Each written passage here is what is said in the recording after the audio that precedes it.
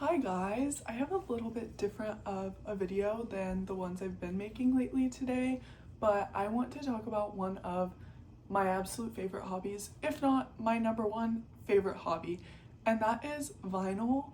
My vinyl collection, my record player, spinning vinyl, everything about vinyl is literally my favorite thing. First, let's talk about me getting into vinyl and the reason that I got into it. The main reason that I got into it is because my biggest goal for 2026 was to stay off of my phone more, and physical media was a great way of doing that. Now let's talk setup. When I started my record collection, I was balling on a budget, and all I knew was that I did not want a suitcase record player that was going to destroy my records.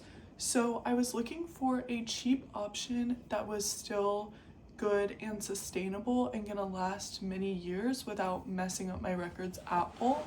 So I'll put a picture of my setup on the screen here, but it is very cute over there and I literally love it. The record player that I have is the Retrolife HQKZ006. It retails on Amazon for about $160, and I would definitely recommend it. Now, it does use the Audio-Technica stylus and needle, and so this basically means that the needle is diamond tip and you won't have to replace it for like 3 years. It is basically just like the perfect beginner turntable.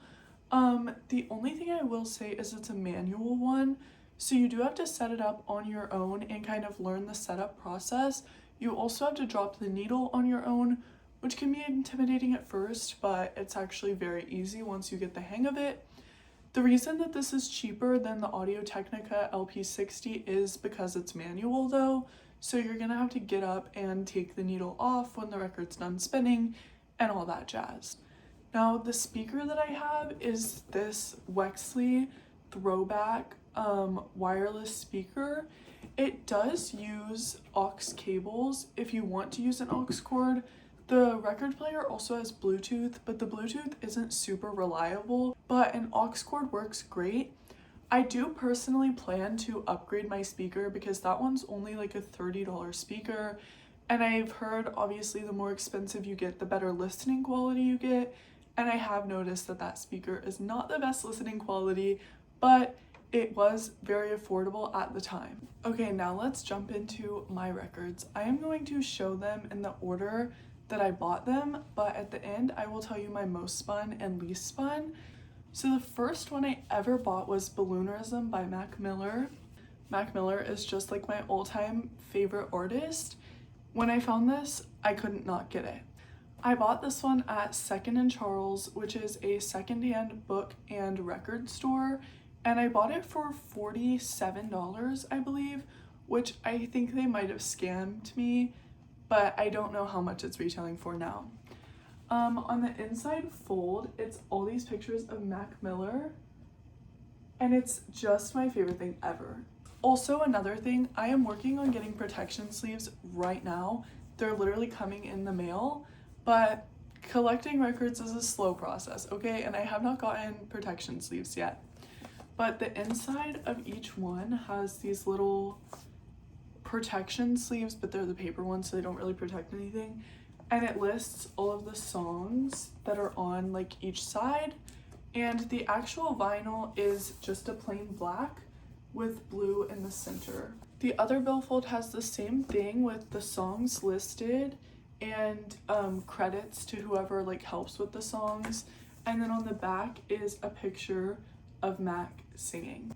The second vinyl I ever bought was Good AM by also Mac Miller.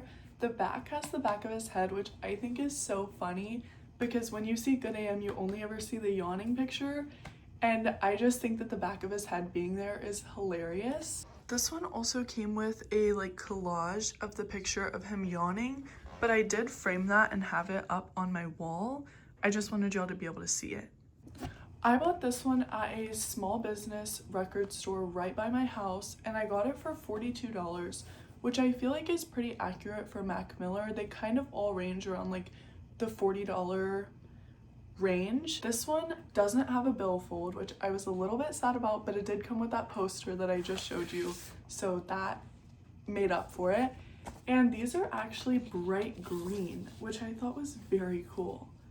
At the same small business store, I bought Endless by Frank Ocean. I got this one for $55, which Endless is basically an album of Frank Ocean's unreleased songs. It was released one day before Blonde, and then he kind of took it off the internet after he released Blonde, and he basically released this just to get out of his pressing contract. That makes this pretty hard to find because there is like a very limited number of stock on this vinyl. And actually almost every pressing of this vinyl is different colors, so I couldn't even find the version that I had on Discogs. But these are a transparent blue. This one is like a teal blue, and then I'll show you the other one. It's actually a dark blue, but this is side 1 and 2. Side 3 and 4 is, like I said, this dark blue. Okay, the next record I have is Son of Spurgey by Daniel Caesar. I bought this for $45 at a record store in downtown Atlanta, but I know that it retails for less at places like Target and Amazon. Inside the billfold is a picture of Daniel, and then a list of all of the songs on the album. Or side A and B has a list of every song on each side and all of the credits for it. And then inside, the vinyl is black, with side A having a picture of Daniel as a baby and side B having a picture of him as a little boy. The protective slide on side C and D is much cooler in my opinion, but it's a picture of Daniel as a little boy and then two men talking, which I think could be him and his dad because this whole album is about his dad. On side C is a picture of his mother. I don't know if y'all can see it. And side D is what I believe to be a picture of his dad, but it's just a really strong man. I don't actually know if that's his dad, but I think that it is. It is such a great album, and all the songs on it are so good. Now the next one I bought in downtown Atlanta is Control by SZA. I don't really listen to SZA that much, but it was there for only like 35 bucks, and I was like, okay, I'll take it, because I do like a lot of the songs on this album. And then on the back is just the TVs and a list of the songs. On the inside billfold, it is just a picture of SZA, and she looks so pretty in that. And then with side A comes a little pamphlet, which I thought was pretty cool. In the middle, it has Control with like the grass, and it has a list of the songs with all of the credits. And then the actual vinyl is green, which I thought was very pretty. It's like a transparent, almost green, and it has green in the middle and then pink in the middle. Okay, the next vinyl I have is the Lumineers Automatic, which I bought at Barnes & Noble. I went in looking for a camp vinyl, which I've been looking for absolutely everywhere, and online it said Barnes & Noble had it in stock, and I got there and they didn't, but they did have a Lumineers Barnes & Noble exclusive vinyl, so I decided to go with that because I thought it was so cool. I ended up buying this for, I want to say $38. On the back is a list of all of the songs that are inside of this album, and then in the billfold is all the lyrics. So side A is this like purple kind of gradient thing, and side B is a blue. I couldn't even find one like this online on Discogs when I was trying to add it into my cart, but it's pretty cool. Okay, next, a couple of days ago, I went back to 2nd and Charles, told myself I wasn't gonna buy anything, and left with 2 vinyl. And the first one that I got was Deanne by Zach Bryan. I bought this one for $28, which I did not think was bad. They were selling American Heartbreak for $50, and I was like, absolutely not. And then I found Deanne, and it was only $28. There is no billfold, and on the back is just a list of the songs that are on side 1 and 2. And then it is just a plain black vinyl with gray in the middle.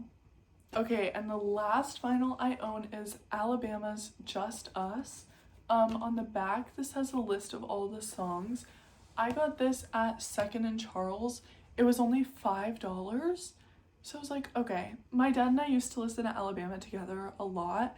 And although I don't personally listen to it that much, I've been really enjoying spinning it. There is no billfold, but the album is also just a plain black with a little decal in the middle. I don't really know. I'm going to exclude these from my most and least spun list just because I haven't even had time to spin them and see if I wanted to listen to them. My most spun vinyl is Automatic by the Lumineers, which really shocked me because I did not expect to even buy this, and that day in the store I hadn't even listened to this album all the way through, but I knew that I liked the Lumineers and I thought it was cool that there was an exclusive at Barnes & Noble. So I brought it home and I have loved spinning it so much because it's just such like chill music that totally fits the vibe of like my room and how cozy it feels in my room. So I've spun this the most, which is so funny to me because this is the only album that I hadn't listened to all the way through before I bought it. And then my least spun is also a shocker, but it's Good AM. I love Mac Miller so much, but Good AM is a very rap slash hip hop focused album rather than some of his other albums that are a little bit slower and more chill of a vibe. And when I'm in my room, rap is not really the vibe that I'm feeling. If y'all can't tell by my room, it's very like cozy and warm and quiet in here. So Good AM has not gotten spun a lot. I think I've spun this maybe 4 or 5 times since I bought it, which is so funny because I literally have it framed on my wall. Guys, I think the power's going out. I don't know if y'all saw that flickering, but okay. Awesome, awesome, awesome, awesome, awesome. Well, I am going to go charge my phone before the power goes out and edit and upload this video, but I will see y'all next time with either my discussion on social media or a book video. Catch you later.